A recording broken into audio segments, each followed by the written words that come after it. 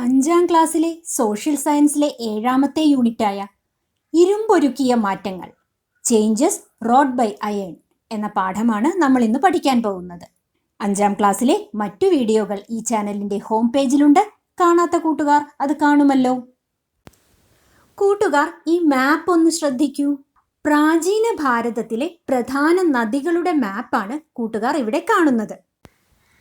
ഇതിൽ ചില നദികളുടെ പേര് അവിടെ അടയാളപ്പെടുത്തിയിട്ടുണ്ട്. ഏതൊക്കെ നദികളാണ് അടയാളപ്പെടുത്തിയിട്ടുള്ളത്? കൂട്ടുകാരൊന്ന് നോക്കൂ. തന്നിട്ടുള്ള ഭൂപടത്തിൽ രേഖപ്പെടുത്തിയിട്ടുള്ള നദികൾ ഏതെല്ലാമാണ്? കണ്ടെത്തുക. Which are the rivers marked in the given map? കൂട്ടുകാർക്ക് മനസ്സിലായി അല്ലേ? സിന്ധു അഥവാ ഇൻഡസ്, ഝലം, ചിനാബ്, രവി, സത്ലജ്, ബിയാസ്, ഗംഗ എന്നിവയാണ് ഈ മാപ്പിൽ അടയാളപ്പെടുത്തിയിട്ടുള്ള നദികൾ. ഇവയിൽ ഇന്ത്യയുടെ വടക്കു പടിഞ്ഞാറ് പ്രദേശത്തുള്ളവ ഏതെല്ലാമാണ്? Which among them flow through the north west region of India? ഈ വടക്കു പടിഞ്ഞാറ് പ്രദേശം നമ്മൾ എങ്ങനെ കണ്ടുപിടിക്കും? എത്ര ദിക്കുകളുണ്ടെന്നും അവ ഏതൊക്കെയാണെന്നും നമ്മൾ നേരത്തെ പഠിച്ചതാണ്. വടക്ക് അഥവാ നോർത്ത്, കിഴക്ക് അഥവാ ഈസ്റ്റ്, തെക്ക് അഥവാ സൗത്ത്, പടിഞ്ഞാറ് അഥവാ വെസ്റ്റ്. ഇവയെല്ലാമാണ് 4 ദിക്കുകൾ. ഈ ദിക്കുകളെ തന്നെ കുറച്ചുകൂടി വിശദീകരിച്ച് അല്ലെങ്കിൽ കുറച്ചുകൂടി കൃത്യതയോടെ നമ്മൾ പറയുകയാണെങ്കിൽ, പടിഞ്ഞാറിനും വടക്കിനും ഇടയിലുള്ള ഭാഗത്തെ വടക്കു പടിഞ്ഞാറ് അഥവാ നോർത്ത് വെസ്റ്റ് എന്നും, വടക്കിനും കിഴക്കിനും ഇടയിലുള്ള ഭാഗത്തെ വടക്ക് കിഴക്ക് അഥവാ നോർത്ത് ഈസ്റ്റ് എന്നും, കിഴക്കിനും തെക്കിനും ഇടയിലുള്ള ഭാഗത്തെ തെക്ക് കിഴക്ക് അഥവാ സൗത്ത് ഈസ്റ്റ് എന്നും, തെക്കിനും പടിഞ്ഞാറിനും ഇടയിലുള്ള ഭാഗത്തെ തെക്ക് പടിഞ്ഞാറ് അഥവാ സൗത്ത് വെസ്റ്റ് എന്നും നമുക്ക് പറയാവുന്നതാണ്. അങ്ങനെയാണെങ്കിൽ ഈ ചിത്രത്തിൽ അടയാളപ്പെടുത്തിയിട്ടുള്ള ഭാഗമാണ് വടക്ക് പടിഞ്ഞാറ് അഥവാ നോർത്ത് വെസ്റ്റ്. അപ്പോൾ വടക്കു പടിഞ്ഞാറ് ഭാഗത്തുള്ള നദികൾ ഏതെല്ലാമാണ്? അതെ, ഝലം, ചിനാബ്, രവി, സത്ലജ്, ബിയാസ്, സിന്ധു എന്നിവയാണ് പ്രാചീന ഇന്ത്യയുടെ വടക്കു പടിഞ്ഞാറൻ പ്രദേശത്തുകൂടെ ഒഴുകിയിരുന്ന നദികൾ. ഇതിൽ ഝലം, ചിനാബ്, രവി, സത്ലജ്, ബിയാസ് എന്നീ നദികൾ സിന്ധു നദിയിലേക്ക് വന്ന് ചേരുകയാണ് ചെയ്തിരുന്നത്. ഈ 6 നദികളും അതിൻ്റെ കൂടെ ഭൂമിക്കടിയിലൂടെ ഒഴുകുന്നു എന്ന് വിശ്വസിക്കപ്പെടുന്ന സരസ്വതി നദിയും ചേർത്ത് ഈ പ്രദേശത്തെ സപ്ത സിന്ധു നദീതടം എന്നാണ് വേദകാലത്തിൽ അറിയപ്പെട്ടിരുന്നത്.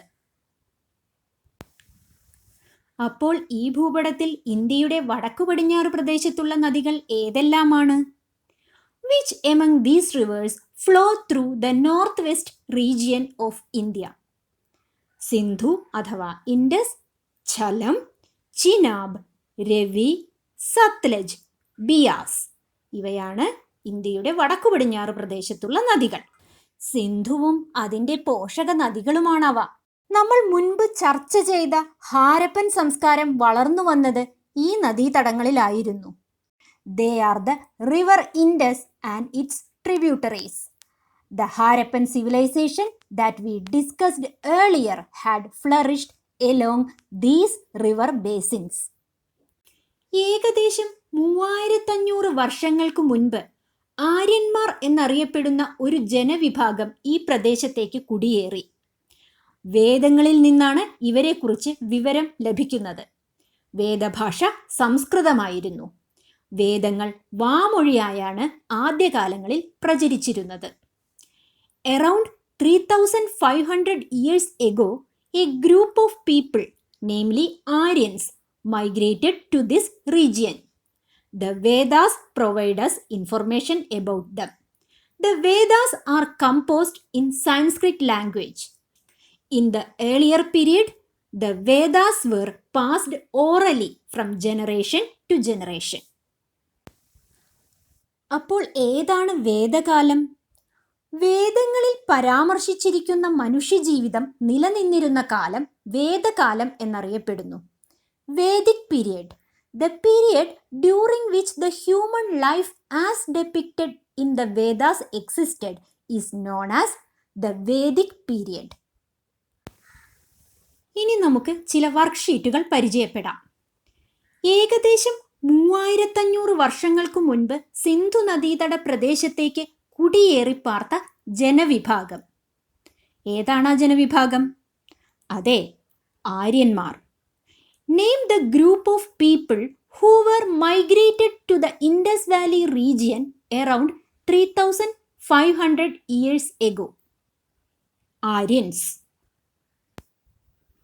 ആര്യന്മാരെ കുറിച്ച് വിവരം ലഭിക്കുന്നത് എവിടെ നിന്നാണ്? വേദങ്ങളിൽ നിന്ന്. From which sources we got the information about Aryans? Vedas. ആ കാലഘട്ടം അറിയപ്പെട്ടിരുന്ന പേര് എന്താണ്? വേദകാലം. That period is known as Vedic period. വേദകാലത്തെക്കുറിച്ചുള്ള വിവരങ്ങളടങ്ങിയ ചാർട്ട് ശ്രദ്ധിക്കൂ. വേദകാലം 1500 BC മുതൽ 600 BC വരെയുള്ള കാലമാണ് വേദകാലം എന്ന് അറിയപ്പെട്ടിരുന്നത്. വേദകാലത്തെ രണ്ടായി തരംതിരിച്ചിരിക്കുന്നു: ഋഗ്വേദകാലം, പിൽക്കാല വേദകാലം. 1500 BC മുതൽ 1000 BC വരെയുള്ള കാലം ഋഗ്വേദകാലം എന്നും 1000 BC മുതൽ 600 BC വരെയുള്ള കാലം പിൽക്കാല വേദകാലം എന്നും അറിയപ്പെടുന്നു. ഋഗ്വേദം, സാമവേദം, യജുർവേദം, അഥർവവേദം എന്നിവയാണ് 4 വേദങ്ങൾ. Look at the following chart that sheds light on the Vedic period. Vedic period. The period in between 1500 BC to 600 BC is known as Vedic period. Vedic period is classified into two: Rigvedic period and later Vedic period. The period in between 1500 BC to 1000 BC is known as Rigvedic period. The period in between 1000 BC to 600 BC is known as later Vedic period. Rigveda, Samaveda, Yajurveda and Atharvaveda are the 4 Vedas. അപ്പോൾ എന്തെല്ലാം വിവരങ്ങളാണ് ഈ ചാർട്ടിൽ നിന്നും ലഭിക്കുന്നത്? BC 1500 മുതൽ BC 600 വരെയുള്ള കാലമാണ് വേദകാലം. വേദകാലത്തെ ഋഗ്വേദകാലം, പിൽക്കാല വേദകാലം എന്നിങ്ങനെ തരംതിരിച്ചിരിക്കുന്നു. ആദ്യം രചിച്ച വേദം ഋഗ്വേദമാണ്. ഋഗ്വേദത്തിൽ പരാമർശിച്ചിരിക്കുന്ന ജീവിതം നിലനിന്ന കാലം ഋഗ്വേദകാലം എന്ന് അറിയപ്പെടുന്നു.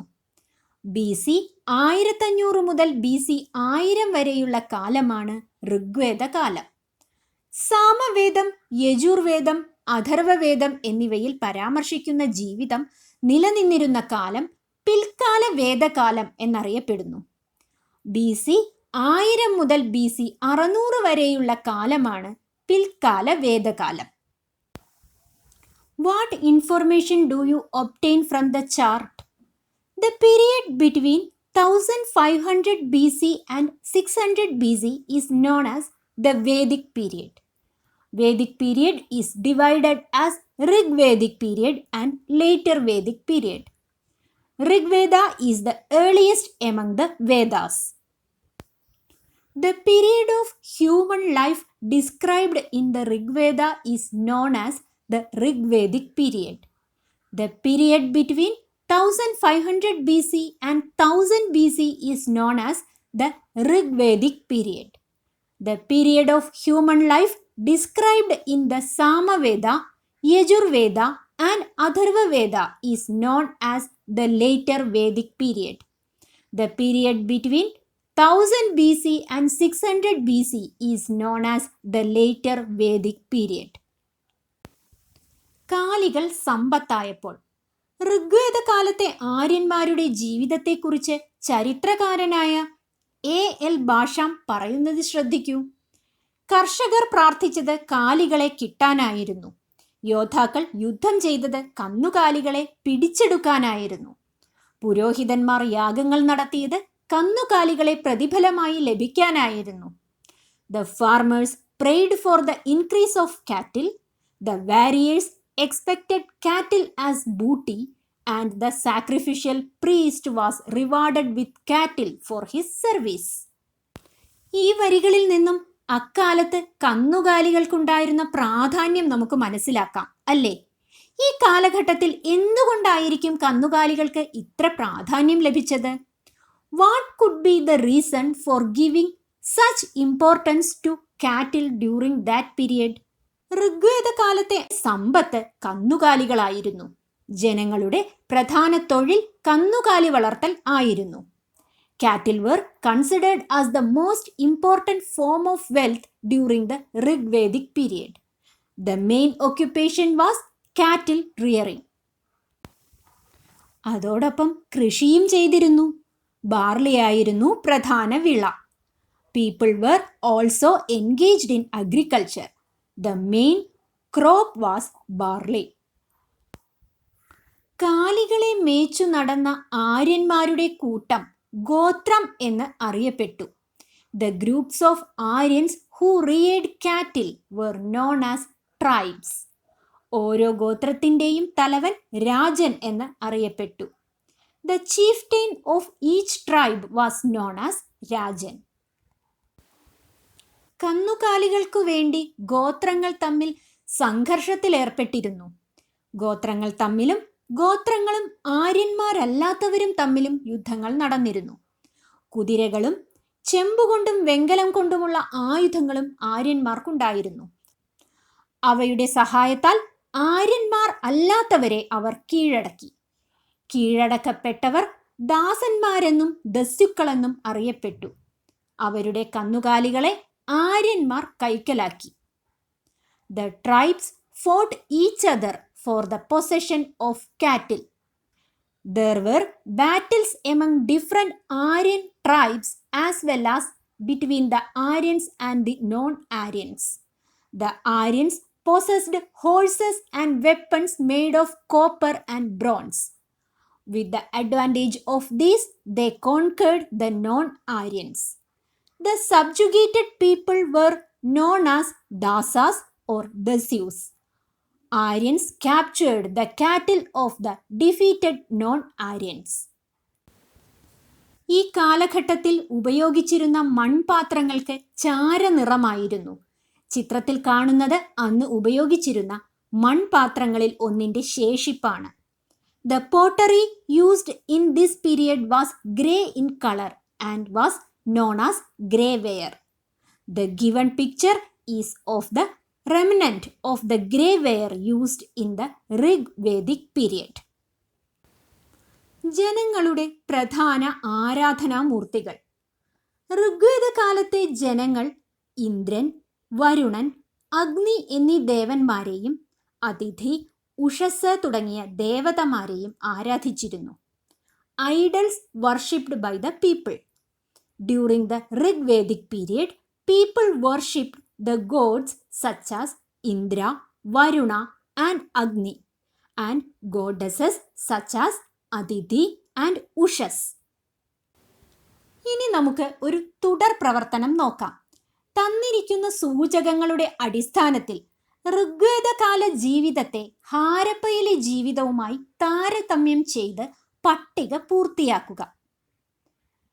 ഹാരപ്പൻ സംസ്കാര കാലഘട്ടത്തിലെ ഉപകരണങ്ങൾ, മുഖ്യ തൊഴിൽ, മറ്റു തൊഴിലുകൾ എന്നിവയെല്ലാം നമ്മൾ പഠിച്ചതാണ്.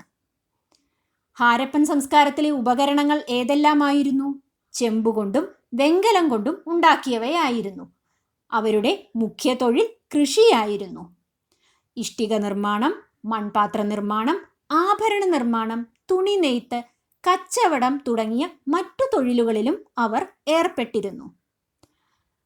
ഹാരപ്പൻ സംസ്കാരത്തിനു ശേഷം ഋഗ്വേദ കാലഘട്ടത്തിലേക്കു കടക്കുമ്പോൾ അവർ ചെമ്പുകൊണ്ടും വെങ്കലം കൊണ്ടും ഉണ്ടാക്കിയ ഉപകരണങ്ങൾ തന്നെയാണ് ഉപയോഗിച്ചിരുന്നത്. എന്നാൽ പിൽക്കാല വേദ കാലഘട്ടത്തിൽ മനുഷ്യൻ ഇരുമ്പ് കണ്ടുപിടിക്കുകയും ഇരുമ്പ് കൊണ്ടുള്ള ഉപകരണങ്ങൾ ഉണ്ടാക്കുകയും ചെയ്തു. ഋഗ്വേദ കാലഘട്ടത്തിലെ മുഖ്യ തൊഴിൽ കന്നുകാലി വളർത്തലായിരുന്നു. കൃഷി, നെയ്ത്ത്, മൺപാത്ര നിർമ്മാണം, ആഭരണ നിർമ്മാണം, ചിത്രത്തുന്നൽ, കൊത്തുപണി, വാസ്തുവിദ്യ, കച്ചവടം തുടങ്ങിയ മറ്റു തൊഴിലുകളിലും അവർ ഏർപ്പെട്ടിരുന്നു. Compare the social life of the Rigvedic period with that of the Harappa based on the indicators. Harappan civilization. Tools made with copper and bronze. Major occupation agriculture. Other occupation bricks making, pottery making, jewelry making, weaving and trade. Rigvedic period. Tools made with copper and bronze. Major occupation cattle rearing. Other occupation agriculture, pottery making, weaving, sculpting, architecture, trade, embroidery and jewelry making. അപ്പോൾ ഇരുമ്പൊരുക്കിയ മാറ്റങ്ങൾ എന്ന പാഠത്തിൻ്റെ ആദ്യ ഭാഗം കൂട്ടുകാർക്ക് കൃത്യമായി മനസ്സിലായില്ലേ? മറ്റൊരു വീഡിയോയുമായി നമുക്ക് വീണ്ടും കാണാം.